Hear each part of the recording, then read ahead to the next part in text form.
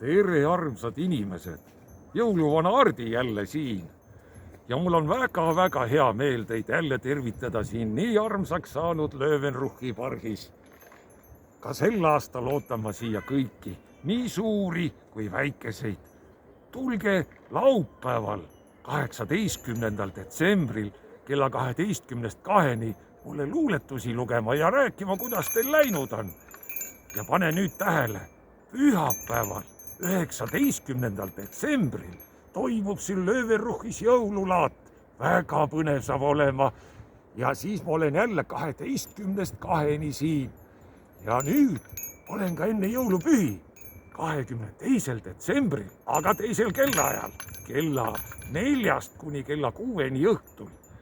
Nii et jõuluvalgust ja jõulusoojust kõigi teie südametesse ja kodudesse. Häid saabuvaid pühi teile, kallid inimesed, kohtumiseni!